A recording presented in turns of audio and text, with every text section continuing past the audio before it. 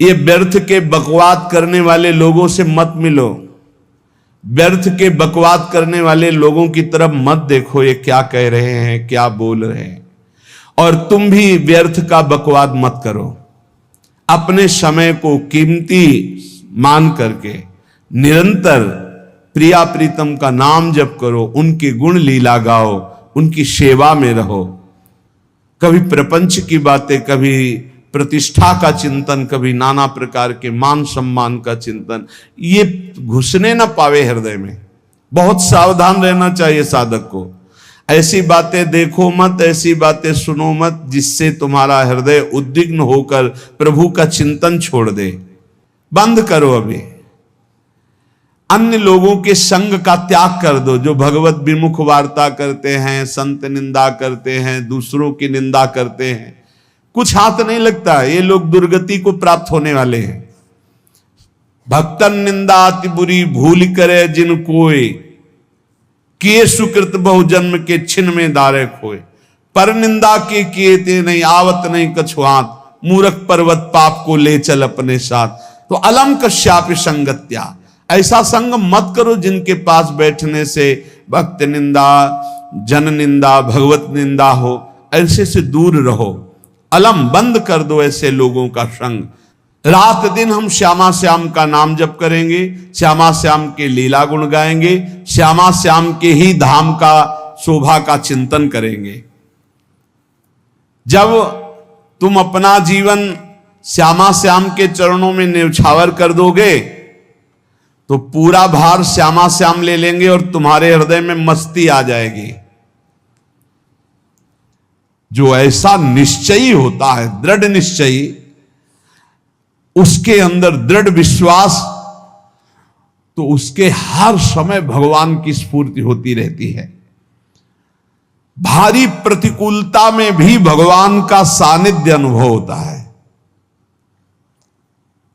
वो अनुकूलता में तो भगवान के दुलार को देखता है, लेकिन प्रतिकूलता में भगवान की विशेष कृपा को देखता है। ये संयोग, ये वियोग, संसार की ये द्वंद्वमयी वृत्तियां भक्तों के हृदय में नहीं चुभती। आए की हुज्जत नहीं, गए की तलाश नहीं, क्योंकि नित्य संयोग भगवत स्मृति के प्रभाव से प्रभु का रहता है। शोक, विषाद बहुत ध्यान देने योग्य विषय है। तभी लोगों को ऐसा लगता है कि ऐसा कैसे हो सकता है। भक्त के चरित्रों को जब सुनते तो लगता है ऐसा कैसे हो सकता है, ऐसी परिस्थिति में भी ऐसा कैसे हो सकता है।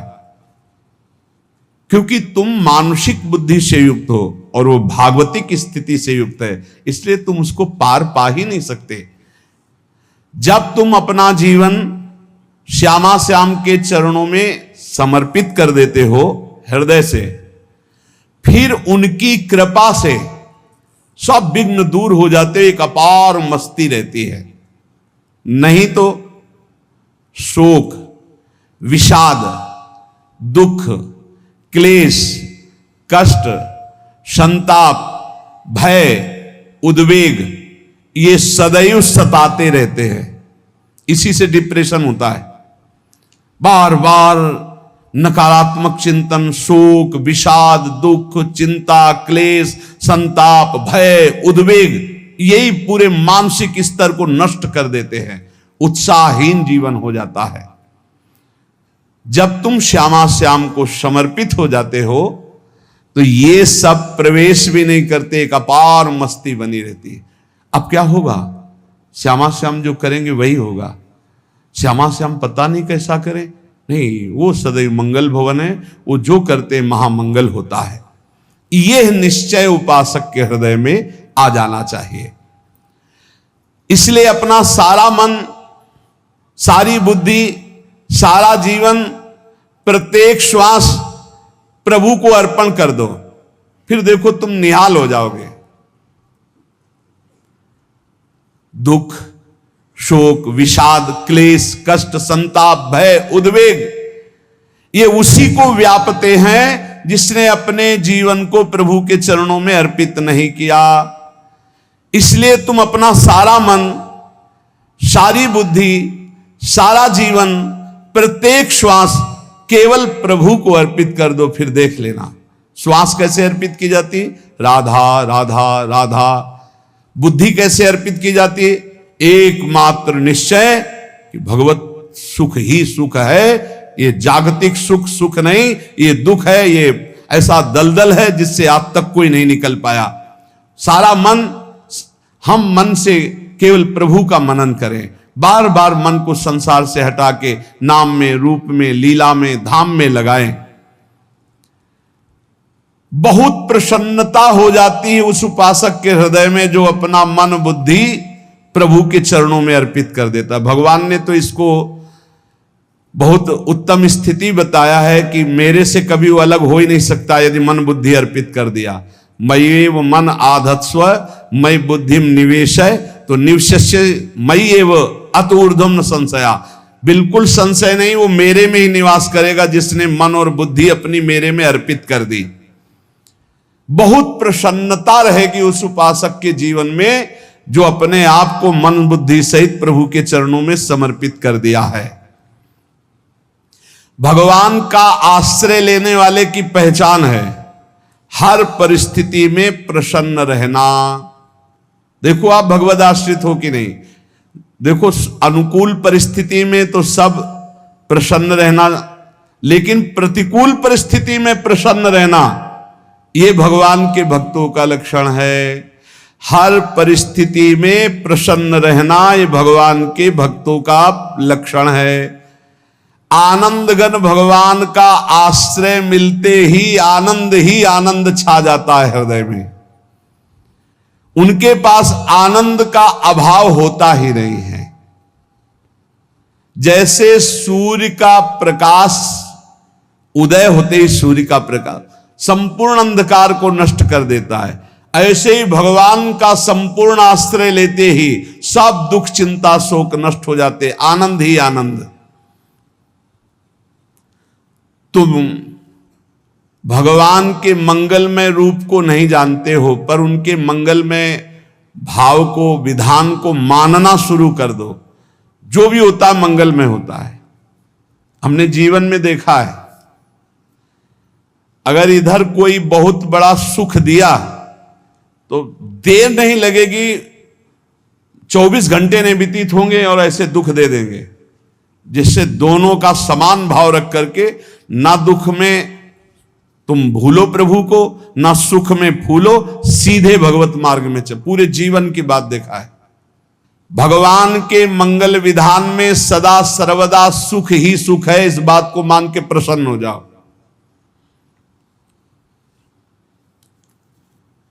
जब भगवान का भजन करने वाले की तन्मयता बढ़ती है भजन में, तो द्वेषी जन अपने आप तैयार हो जाते हैं। भक्त कभी किसी से द्वेष नहीं करता, अपने आप वो द्रोह करने लगते। तो नरसिंह मेहता जी से बहुत गांव के कई लोग थे जो जलते थे, ऐसे जलते थे कि अब क्या करें, कैसे मिटा दे नरसिंह मेहता जी को। अब उपाय तो मिल नहीं रहा था। तो एक दिन संतों की मंडली आई और उन्होंने कहा कि हम रास्ते में कोई चोर आदि धन ना ले ले, इसलिए यहां से किसी की हुंडी चलती है क्या द्वारिका में? पहले ऐसा था। बोले हाँ हाँ, हमारे यहां बहुत बड़े सेठ हैं नरसिंह मेहता जी, पर आप कहोगे वो मना कर देंगे। कई बार कहोगे, अगर वो स्वीकार कर ले तो वहां। और उनका लक्ष्य था कि नरसिंह मेहता जी की तो खाने की भी सुविधा नहीं थी, हुंडी कहाँ की बात आई। उनका था कि जब वो ना कहेंगे तो संतजन नाराज हो जाएंगे, अगर हाँ कह दिया तो वहां हुंडी चुकेगी नहीं, तो संतजन अपने आप इनको शाप दे देंगे, अपराध बन जाएगा, ये नष्ट हो जाएंगे। संतों को भेजा नरसिंह मेहता जी ने, सबकी दंडवत की, चरण पखाड़े। तो उनका ये इतना रुपया है, द्वारिका में साधु सेवा हम करेंगे, वहां तुम्हारी हुंडी चलती है, तो आप अरे उनका आप कहाँ भूल रहे हो, यहाँ खाने की भी व्यवस्था। बोले हमें सब पहले से बता दिया गया कि आप मना करोगे, बार बार मना मत करो, हमें पता है। तो उन्होंने ठाकुर जी की तरफ देखा, बोले क्या लीला है प्रभु, संतों से हम क्या कहें, ये ले रुपये। उस समय स्वर्ण की मोहरें चलती थी, बेच के बाजार से खूब उन संतों को पवाया, उन्हीं संतों की सेवा की। और उनका अपने सेठ का नाम तो बताओ जहां हमें जाके हुंडी मिलेगी। सेठ, सावल शाह सेठ। संत जन गए वहां, पूछा कि नरसिंह मेहता जी का जिन सेठ से परिचय, उनका नाम सावल शाह सेठ, उनकी गद्दी कहां है? तो जो कुछ भक्त थे वो द्वारिकाधीश की तरफ संकेत करते कि वही हैं। बोले नहीं नहीं, वो सेठ है, उनकी गद्दी चलती। पूरी बाजार में कहीं कोई। अब संत जन एकांत में होकर के बहुत विचलित हुए, क्या हमारे साथ धोखा हुआ? नरसिंह मेहता जैसा संत क्या धोखेबाज हो सकता है?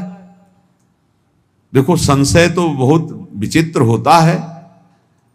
बड़े बड़ों को संशय हो जाता है। जब भगवती सती जी को संशय हो गया, राम जी को, हे खग हे मृग हे मधुकर श्रेणी, ऐसा पूछते हुए कि सच्चिदानंद कैसे हो सकते, तो किसी को हो सकता है, क्योंकि वो बुद्धि की अधिष्ठात्री देवी है। जो ही उनके मन में ऐसा आया कि क्या हमारे साथ धोखा हो रहा है, इतने में ही देखा जय हो सावल शाह सेठ की। वो कहा सावल शाह सेठ? तो देखा बढ़िया मुनीम जी उनके साथ, सेठ बस्ता लिए हुए मुनीम जी, सरकार इधर से चलो। तो उनका सावल शाह सेठ आपका नाम है? संतों ने कहा। बोले हाँ। बोले नरसिंह जी? हाँ। बोले आपकी हुंडी आ गई है। हुंडी एक कागज में लिखा कि ये हमारे सेठ जी को दे देना। वैसे लोग मुझे माखन चोर कहते, कोई कुछ कहता, लेकिन आपने सेठ बना दिया। जब आपने सेठ बना ही दिया तो आप कभी परवाह मत करना तुम। और ये सेवक आपकी सेवा में सदैव तत्पर है। भगवान ने ऐसा लिखा। जो भगवद आश्रित है, एक बार ये चलता रहता है, जो संत जन होते हैं उनके विरोधी अपने आप बन जाते हैं। किसी से कोई मतलब नहीं, अपने आप विरोधी बन जाते हैं। कबीरदास जी का पूरी काशी में यश था। भजन करने वाले महापुरुषों का यश बढ़ता है जब, तो जो भजनहीन होते हैं उनके हृदय में जलन पैदा हो जाती है और वो उनको विविध प्रकार से फंसाना चाहते हैं, उनको कष्ट देना चाहते हैं। तो कबीरदास जी के यश को धूमिल करने के लिए कुछ ब्राह्मणों ने एक रचना रची। मुड़ मुड़ा के कबीरदास जी के शिष्य बन करके पूरी काशी के सब आश्रमों में निमंत्रण दे आए। कल भंडारा है, संत सेवा है, सबने स्वीकार किया। कबीरदास जी अपनी दिनचर्या करके निकले तो संत मंडली आने लगी। बोले कै बजे सेवा है? साधु सेवा। बोले कौन सी साधु सेवा? बोले कल आपके शिष्यजन निमंत्रण दे के आए, पूरी काशी के सब संत आ रहे हैं। कबीरदास जी ने कहा यहाँ तो एक की भी व्यवस्था नहीं, पूरी काशी के संत आ रहे। अच्छा, समझ में आ रहा है, लीला बिहारी तुम लीला करना चाहते हो। गए अपना निकल गए गंगा किनारे, एक झाऊ के नीचे बैठकर अपना भजन ध्यान में मगन है। 11-12 बजे तो उन्होंने देखा संतों की मंडली, काशी तो बहुत। कबीरदास जी ने देखा कि आश्रम की, तो बोले पता नहीं क्या होगा, चलो चलते हैं। तो ऐसे गमछा वस्त्र करके ऐसे डालकर मुंह ढक करके, वहां बड़ी बड़ी पंगत लगी थी। कबीरदास जी सबको पाओ जी पाओ। कबीरदास जी के रूप में स्वयं भगवान पाओ जी पाओ। कबीरदास जी ने कहा अच्छा, जब स्वामी परस रहे तो हम भी बैठ के पा ले। तो जब उसी पंगत में बैठ गए अपना कपड़ा ढक करके, और जब मोहरे की दक्षिणा दे रहे थे सब लोग कि वाह कबीरदास जी ने आज तो साधु से। सबको जब कबीरदास जी के सामने आए तो ऐसे मुंह ढके, बोले देखो जो मेरा होता है उसे मुंह छुपाना नहीं पड़ता, मुंह ढकला नहीं पड़ता। लो दक्षिणा, तुम भी दक्षिणा ले। कबीरदास जी को कबीरदास जी दक्षिणा दे रहे, और वो कबीरदास जी है भगवान, और ये पाले वाले कबीरदास जी है भगवान के जन।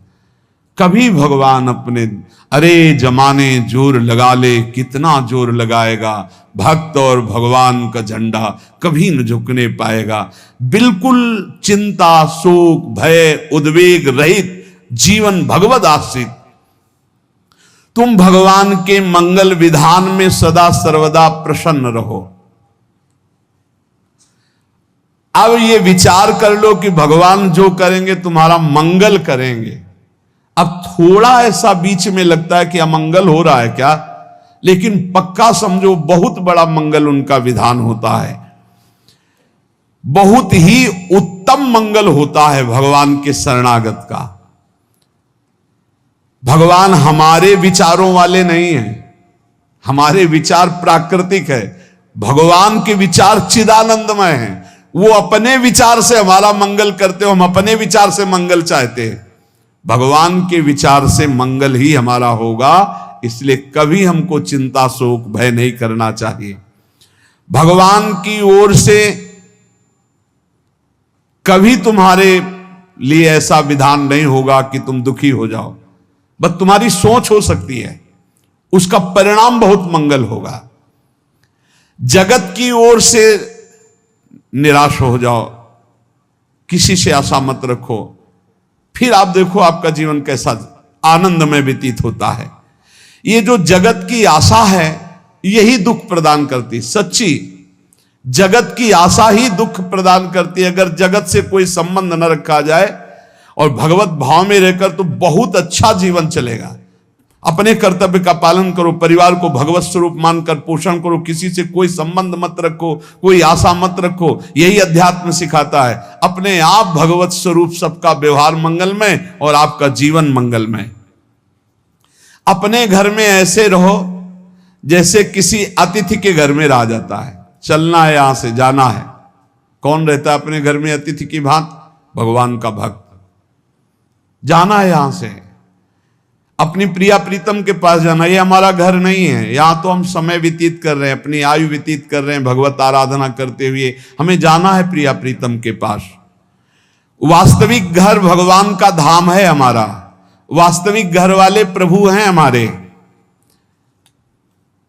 जो नित्य सच्चिदानंद भगवान के चरणों में अपने चित्त को समर्पित करता रहता है। उसको यह अनुभव होने लगता है कि बड़ी कृपा है हमारे ऊपर, भगवान की बड़ी कृपा है हमारे ऊपर। सर्वसमर्थ परम सुहृद भगवान ऐसे भक्त के ऊपर हर समय वरद हस्त रखे रहते हैं। ये केवल प्रवचन नहीं, सच्ची बात मानिए। ऐसे भगवान का वरद हस्त हर समय रहता है। जब भगवान की छत्र छाया में भक्त अपने को देखता है तो आसपास घोर विपत्तियों का भी समुदाय हो तो भी वो आनंद में मगन रहता है। हर हालत में आनंदित रहना ये भक्त का स्वभाव है। भगवान ऐसे भक्तों को प्यार करते हैं जैसे कछुआ अपने अंडे को बाहर रख आवे और रात दिन उसका चिंतन करे। जब भक्त भगवान को समर्पित होता है तो भगवान रात दिन उसकी ऐसे चिंतन सुरक्षा करते हैं। अभय, ये दैवी संपदा का पहला गुण है। ये भगवान के शरणागत पर जागृत हो जाता है, वो भयभीत नहीं होता, किसी भी उससे भयभीत नहीं होता। यही डरपि हरिवंश हित, जिनो भ्रमय गुण सलिल पर। इस डर से डरते रहना चाहिए कहीं गुण रूपी पानी में फिसल न जाए, नहीं तो गलती हो सकती है। साधक सावधान रहे। ये अभय दैवी संपदा का सबसे बड़ा गुण है। जो भयहारी भगवान की शरण में आ जाता है तो उसके अंदर ये अभय प्रकट हो जाता है। अगर कहीं तुम्हें एकांत में भय लग रहा है, एक आदमी तो एकांतिक में आए थे, वो कह रहे थे कि हमें हर समय भय लगा रहता कि कोई हमारे पीछे है, अंधेरा तो लगता कोई खड़ा है, मैं जीना मुश्किल हो गया, ऐसा भय। देखो ये मन कैसा है, भगवान से विमुख होने पर कैसे डरवाता है। वो कह रहे हैं हर समय मुझे डर लगा रहता है, कोई सामने खड़ा है, कोई पीछे खड़ा है, ऐसा भय लगने लगता है। और जब भगवान की शरण में आ जाते हैं तो ये अभय स्थिति हृदय में जागृत हो जाती है। कोई भी भय आसपास आ ही नहीं सकता, यहां तक कि नरक का भी भय खत्म हो जाता है जो भगवान की शरण में है। महापापी भी पुण्यात्मा महान भक्तों के समान वो उत्तम गति को प्राप्त हो जाता है जो भगवान की शरण में हो जाता है। पर ये जो भोगों का आश्रय लिए हुए हैं, मनमानी आचरण कर रहे हैं, ये कभी उस अभय को जान ही नहीं सकते कोई अभय पद है क्या। इनको तो कदम कदम पर शोक, भय और दुख की प्राप्ति होगी। कोई बचा नहीं सकता जो भोगों में लगे हैं, मनमानी आचरण कर रहे हैं। अगर निर्भय होना चाहते हो, परम सुखी होना चाहते हो, तो भगवान के शरणागत हो जाओ। सारे जगत को अभय दान देने वाले भगवान हैं। भगवान का एक प्रण है, ममपन शरणागत भयहारी। जो मेरी शरण में आ गया उसके भय का मैं नाश कर देता हूं। साधना में अवस्था मन की मानी जाती है कि आप कितने अच्छे साधक हैं। यदि आपका मन भगवदाकार है, हर समय भगवत चिंतन चल रहा है, आपके स्वप्न भागवती का रहे हैं, आपके विचार भागवतिक हैं, तो आपकी अच्छी साधना हो रही है। और यदि आपके स्वप्न गंदे आ रहे हैं, क्योंकि स्वप्न में मन का ही सारा खेल होता है, और आपकी चिंतन वृत्ति वासनात्मक चल रही, तो अभी साधना का प्रभाव मन पे नहीं पड़ा है। जिसका मन हर समय भगवत चिंतन करता रहता है, वो जीते जी जीवन मुक्त हो जाता, अनुभव होता है। जैसे किसी ने कहा कि हमें कैसे पता चलेगा कि हमारा काम हो गया है, तो जैसे आप भोजन पा लेते हैं तो किसी दूसरे से गारंटी थोड़ी लेनी होती कि हम छक गए हैं क्या, आप जरा बताना हम छक गए हैं क्या। नहीं, अपने हृदय में आ जाता है कि अब मैं तृप्त हो गया। ऐसे ही अपने हृदय में आ जाता है कि मेरा काम हो गया, अब मेरा जन्म नहीं होगा। ये हृदय में आ जाता है, अपने आप अनुभव में आ जाता है। जब स्वरूप बोध होता है तो किसी और से सलाह थोड़ी लेनी होती है, वो अपने आप अनुभव में आ जाता है। हां, यदि गुरुदेव का वर्ण नहीं किया है तो फिर आपको किसी न किसी गुरु से प्रमाणित करवाना पड़ेगा। और अगर गुरुदेव का वर्ण किया है तो वही मंत्र, वही नाम, वही गुरु शरणागति आपको अंदर से पुष्ट कर देगी कि आपका काम हो गया है। विषय चिंतन करता हुआ मन विषय आसक्ति को प्राप्त होता है। विषय आसक्ति को प्राप्त हुआ मन बार बार जन्म मरण और नरक को प्राप्त होता है। बस ये विषय चिंतन हटाना ही प्रमुख कर्तव्य साधना का है। बार बार मन को विषयों से हटा करके प्रभु के नाम में लगाओ, प्रभु के रूप में लगाओ, प्रभु की लीला में लगाओ। जहां भगवान प्रकट होते हैं वहां परमानंद की बाढ़ आती है। पर ये ध्यान रखें, गुलाब का फूल कांटों में खिलता है। उसकी सुगंध लेनी, फूल लेना है तो कांटों से बचाकर। ऐसे ही जब आप भगवत चिंतन के लिए चलेंगे तो आपका चिंतन चुराने के लिए माया विविध नाटक करेगी, कांटे फैलाएगी। कोई तुम्हारी निंदा करेगा, कोई अपमान करेगा, कोई उपहास करेगा, तुम्हारी अव्यवस्था हो सकती है, तुम्हारी परिस्थिति बहुत भयावह हो सकती है। इन परिस्थितियों में भी भगवत चिंतन का तार ना टूटने पावे तो आगे गुलाब का फूल है। जैसे कांटे से बचाकर गुलाब का फूल लेते हैं और भगवद अर्पित करके सौरभ का सुख लेते हैं, ऐसे ही भगवान के प्रेमानंद का अनुभव करने के लिए संसार के कांटों से बचना होगा। और खिलेगा यही फूल संसार में ही, मनुष्य देह में, और योनियों में नहीं। भगवत प्राप्ति स्वर्ग में नहीं होगी, इसी मृत्यु लोक में होगी। पहले मन नहीं लगता भगवत चिंतन में। भगवत चिंतन जबरदस्ती करना पड़ता है। भगवत चिंतन जे ही प्रारंभ करोगे ते ही बहुत बाढ़ आ जाएगी पाप चिंतन की। ध्यान दीजिए, बहुत लोग प्रश्न करते रहते हैं कि हम जब भजन में बैठते हैं तो बहुत गंदी बातें आती, मन बड़ा चंचल होता है, भाग जाता है। ऐसा प्रारंभ में जब कोई भगवत चिंतन प्रारंभ करता है तो उसका मन विषयों में भागता है, गंदी बातों में भागता है। अब लोग कहते पहले तो हमारा चिंतन बढ़िया होता था, अब चिंतन नहीं होता। तो कोई सिद्ध पुरुष थोड़ी हो गए, तुम्हें जबरदस्ती चिंतन करना होगा। जगत के प्राणी में जहां मन जाए तो इसमें भी भगवान, पदार्थ में मन जाए तो उसमें भी भगवान। जहां जहां मन जाए वहां वहां भगवान देखो, या मन को हटाकर नाम मंत्र में लगाओ। ऐसे भगवत स्मृति जागृत की जाती है। बार बार प्रयास करना होता है। कई लोग ये प्रश्न करते हैं कि हमसे बड़े पाप हो गए तो क्या हमें भगवान की प्राप्ति हो जाएगी? तो यहां कह रहे हैं भगवान किसी के पूर्व जीवन को नहीं देखते हैं, वर्तमान के भजन को देखते हैं। पकड़ो इस बात को। अगर वर्तमान में आज आप सुधर गए हो, नाम जप कर रहे हो, तो आप भक्त हो। ये गीता जी में भगवान ने कहा, अपिचेत सुदुराचारो भजते माम अनन्य भाग साधुरेव समन्तव्या सम्यक व्यवसिता। ऐसा बहुत दुराचारी पहले रहा है, बाद में उसके मन में आ गया कि भगवान के सिवा हमारा कोई कल्याण करने वाला नहीं, हमारा कोई नहीं, तो भगवान कहते हैं मैं उसे साधु ही मानता हूं, उसे साधु बना देता हूं। भगवान किसी के पूर्व जीवन को नहीं देखते। बहुत बढ़िया बात है। कल तक हम क्या करते रहे भगवान नहीं देखते, आज क्या कर रहे हो ये देखते हैं। यदि आज आप भजन में लग गए हो, अच्छे आचरण कर रहे हो, तो आपको भगवत प्राप्ति हो जाएगी। भगवान ये नहीं देखते कि पूर्व में पुण्यात्मा रहा है कि पापात्मा रहा है। भगवान वर्तमान में देखते कि मेरा भजन कर रहा है, बस इसी से कल्याण कर देते हैं। पकड़ो इस बात को, तो कभी प्रश्न नहीं उठेगा कि क्या हमको भी भगवत प्राप्ति हो सकती है क्या। हमारा मन यदि श्री भगवान को चाहने लगे तो श्री भगवान हमारे मन में ही आकर बस जाएंगे।